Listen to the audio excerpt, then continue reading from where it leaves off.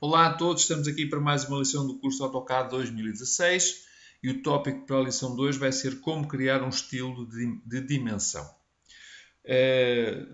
Efetivamente, os estilos de dimensões são muito similares aos estilos de texto que vimos anteriormente e estes determinam o aspecto com que as vossas dimensões e o tamanho das vossas cotas, dos componentes das vossas cotas, vão ser influenciados, em concreto, os textos das cotas e as setas. Não é?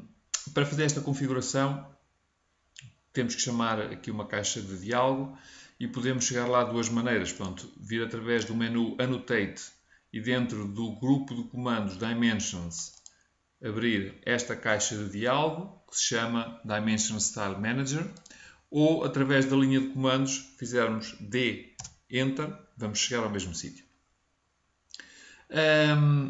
Portanto, aqui o que é que vemos? Temos aqui assim uma lista de estilos já criados. Tinha aqui um estilo já criado anteriormente, que chamei CADSoft.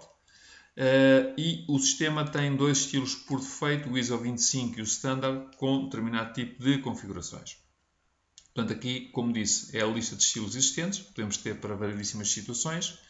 E temos aqui várias possibilidades para esses estilos. O primeiro é fazer um novo estilo, vamos já ver a seguir. O segundo é agarrar e modificar um estilo já existente, portanto, estando selecionado Modify, ele vai passar para a modificação dos parâmetros. Podemos fazer aqui a sobreposição num estilo corrente de algum valor que queiramos modificar e podemos, por exemplo, fazer uma comparação entre dois estilos, por exemplo, onde nos é mostrado quais são as diferenças entre um e outro estilo. Portanto, existem aqui várias possibilidades. Por último, temos, como na situação dos textos, temos de ter um estilo de dimensionamento ativo, portanto, vamos escolhê-lo da lista, fazer set corrente e vai ser o estilo ativo. Portanto, chegados aqui, vamos, aqui no caso não vou fazer novo, vou simplesmente modificar, portanto, as configurações vão estar no mesmo sítio. À medida que vamos alterando as nossas definições, vamos tendo aqui para algumas delas uma pré-visualização nesta área gráfica. Portanto, modificar eu chamava a minha caixa, mas fazendo new, isto é importante, ao darmos um nome, podemos ter a possibilidade de começar já com um dos estilos existentes, onde aproveitamos as configurações existentes para não partirmos do zero, e podemos também usar estas definições para todas as dimensões ou para um grupo de dimensões específico, cotas lineares, ou angulares, ou de diâmetros, ou de raios, portanto, o que seja. Portanto, vamos então modificar e então quando digo modificar, entro na definição em si próprio. A primeira que vos queria mostrar tem a ver com as unidades primárias. E as unidades primárias, portanto, podemos escolher aqui o formato, a precisão, portanto o número de casas decimais, qual o separador que queremos entre a parte decimal e a parte inteira do valor, o arredondamento, a possibilidade de termos um prefixo ou um sufixo, por exemplo, suponham, se eu quiser um prefixo, valor R, portanto, todas as cotas passam a ter o valor R. Pode não ser interessante, por exemplo, nesta situação que estou a fazer definição para todas as cotas, mas com certeza que é interessante para uma situação em que estou a cotar raios. Portanto, teríamos que configurar dessa maneira. Portanto, uma escala a aplicar, podemos também, pode ser interessante ter esta situação em alguns casos. Temos aqui o Zero Suppression, que é a supressão de zeros ou à esquerda ou à direita, dependendo da situação. E depois aqui alguns fatores para subunidades. Em termos de dimensões angulares, também mais uma vez, formato, precisão e a supressão de zeros. Depois passamos para as unidades alternativas, que podemos ligar ou não. No caso, como podem ver, tenho só as unidades principais ativas, mas se eu ativar aqui estas unidades alternativas, vai-me aparecer um segundo valor em todas as cotas para estas alternativas.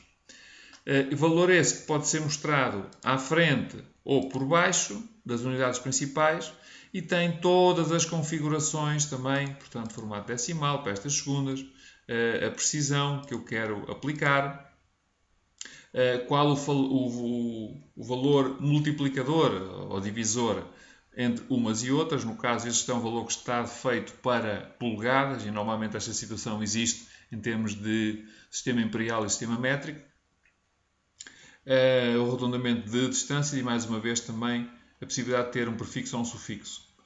Portanto, supressão de zeros e aqui vimos o posicionamento das unidades secundárias em relação às principais. Depois passamos então para as configurações genéricas das cotas, que são as linhas de dimensão, e agora vamos entrar no tema que menciona nomes que vimos numa das lições anteriores.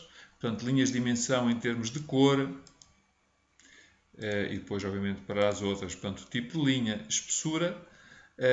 Isto é um estender além das linhas de chamada, um espaçamento a partir da base, a possibilidade de suprimir uma linha de chamada ou outra, ou as duas, as linhas de extensão, portanto também em termos de cor, em termos de tipo de linha, e a supressão de uma, de nenhuma ou das duas, portanto como queiramos. Esta extensão além das linhas de chamada, portanto aquele bocadinho que passa além da linha de chamada, o valor fixo. O espaçamento a partir também do ponto que está a ser cotado, ou um tamanho fixo em que podemos definir o valor para as linhas de chamada. Depois temos também configurações para os símbolos e para as setas. Portanto, a nível de setas, para a primeira ou para a segunda podemos alterar e fazer este tipo de situação. Ou para uma cota tipo apontador, que chamam eles de líder. E depois definimos aqui o tamanho desta simbologia. Em termos de círculos, portanto, as marcas de centro, aplicar as marcas de centro, podemos não ter nada, podemos ter uma pequena marca com este valor, ou linhas em que podemos também definir um valor. E no caso das linhas, este será o valor que passa além do círculo. Depois temos aqui também uma configuração para um tamanho, no caso de uma quebra de dimensão para dimensões muito grandes, não está aqui nenhum caso à mostra, portanto iremos ver também um pouco mais à frente. Semelhante para a simbologia referente ao comprimento de um arco, portanto também como é que ela se passa, antes ou depois ou nenhuma, em relação ao texto da dimensão. E também aqui algumas configurações para um outro tipo de dimensão, quando temos também raios em que o centro não está na área visível. Temos aqui um símbolo de quebra que eles chamam de jog. Para esse símbolo temos aqui um ângulo a apresentar e temos aqui também um fator de altura para esse símbolo. Depois os textos, que é o valor, geralmente que é o número da cota em si, ou se tiver letras em conjunto, também a mesma história. Qual o estilo de texto para apresentar, a cor de preenchimento, a altura. Aqui no caso de frações para já não é importante.